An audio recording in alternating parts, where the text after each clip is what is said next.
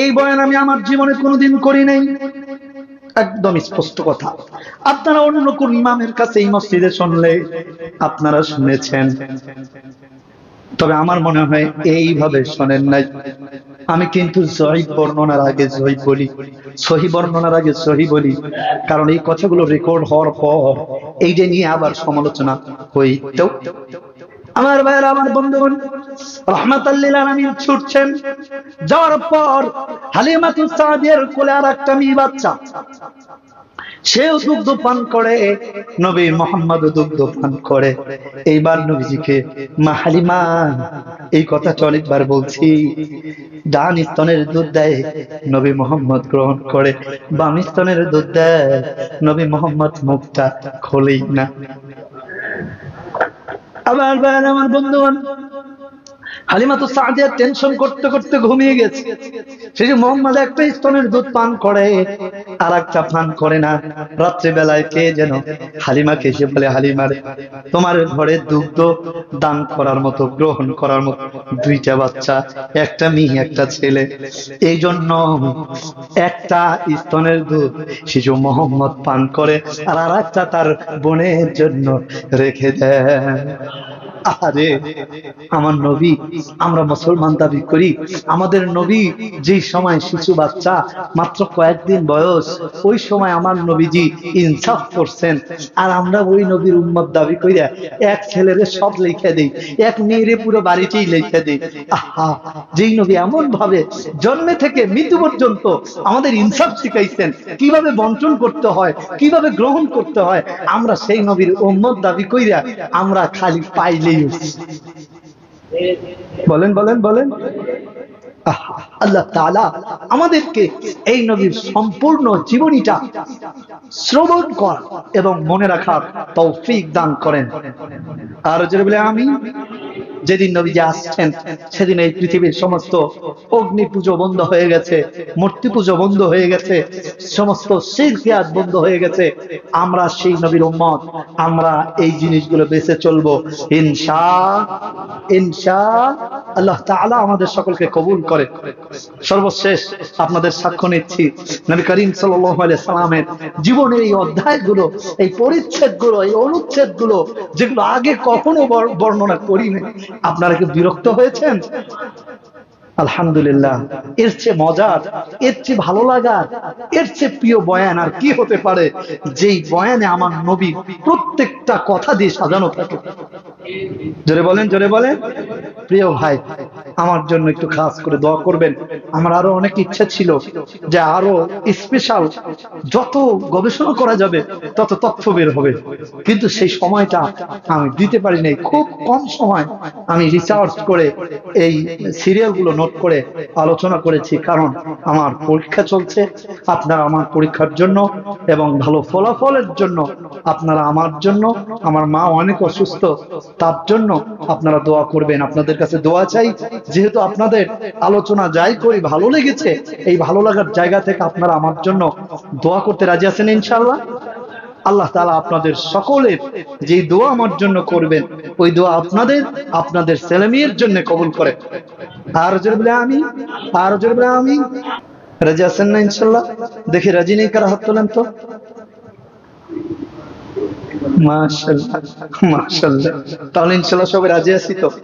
আচ্ছা, তাহলে শত শত বছর ধরে শহরের মধ্য অঞ্চলীয় সেই নালা, যেখানে ব্রিজ দেওয়া যাচ্ছিল না, কিনারা পাওয়া যাচ্ছিল না, শহরের মানুষের যোগাযোগের জন্য যেটা পারস্যের রোম সাম্রাজ্যে ঘটেছিল, সেখানে হঠাৎ কি এমন হলো যে সেই নালাটা এক রাতের মধ্যে শুকিয়ে গেল।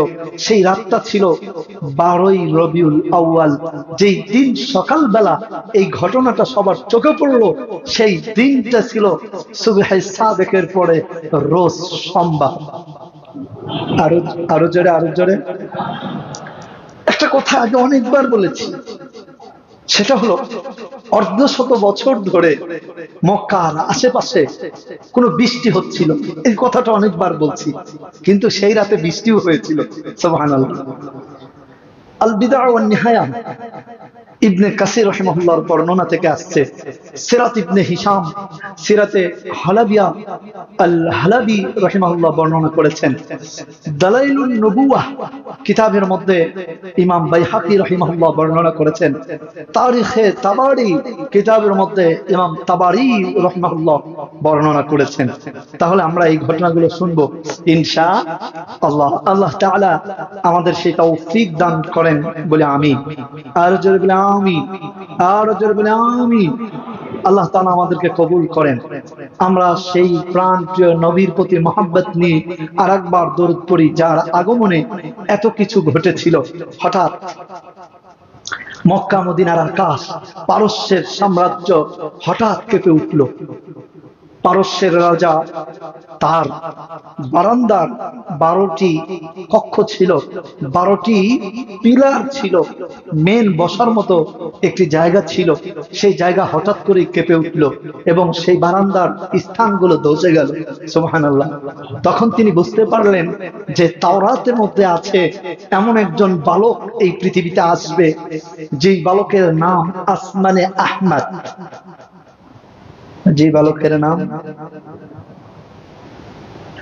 অজ্ঞ আশিষ্য স্বয়ং কিশোনা আহমদ মোহাম্মদ পদ্ম ভগবান অং শান্তি, অং শান্তি। সনাতনীরা এই মন্ত্রটা পাঠ করে। এই মন্ত্রের অর্থ হইল, তোমাদের মধ্যে এমন একজন ব্যক্তির আবির্ভাব হবে, যে ব্যক্তির আসমানে নাম মাহমদ, আহমদ মুহাম্মদ, আর জমিনে ওই লোকটার নাম হবে মোহাম্মদ, জমিনে ওই লোকটার নাম হবে মোহাম্মদ।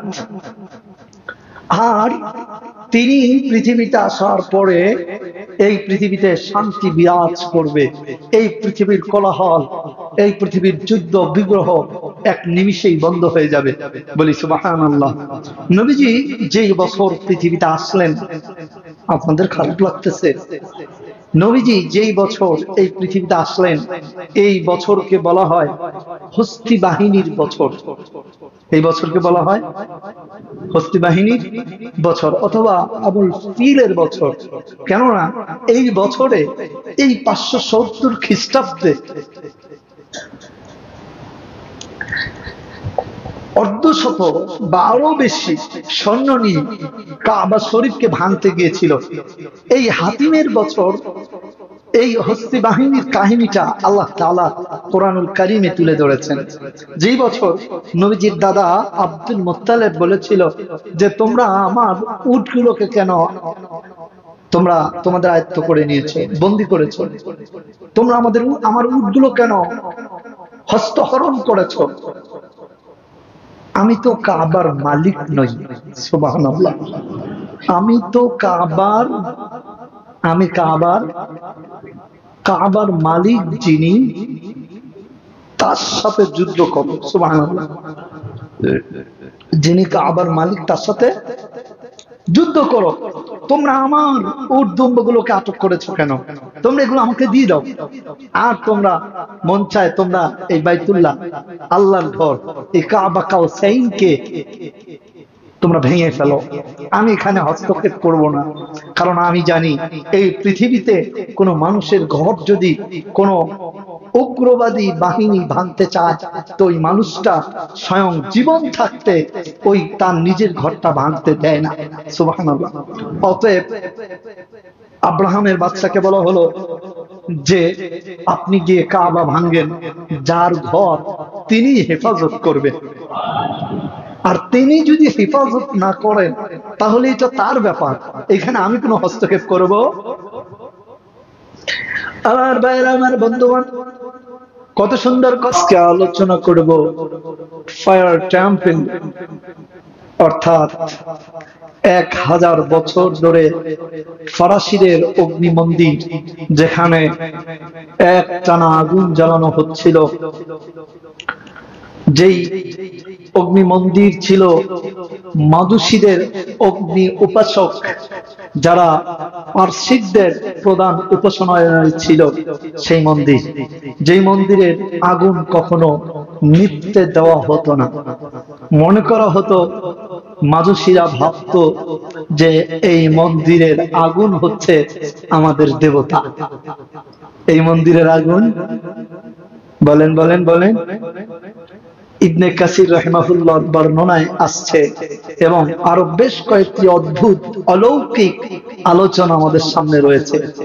আর একটি ছিল শাওয়াহুদ নামের একটি বিষয়, যেটি প্রায় শত শত বছর ধরে শুধু পানিতে পরিপূর্ণ ছিল। এই শাওয়াহুদ হলো এমন একটি শহর মধ্যাঞ্চলীয় নালা বিচ্ছিত, যেখানে পানি শুকানোটা খুব জরুরি ছিল, কিন্তু কোনোভাবেই সেই পানি শুকানো সম্ভব হচ্ছিল না। হঠাৎ করে এমন একটি রাত আসলো, যে রাতটি ছিল 12ই রবিউল আউয়াল। দিবসটা ছিল সোমবার। দিবসটা ছিল, একটু কষ্ট হবে আমারও, বাকি আপনাদের একটু কষ্ট করে আমার সাথে তাল মিলাতে হবে।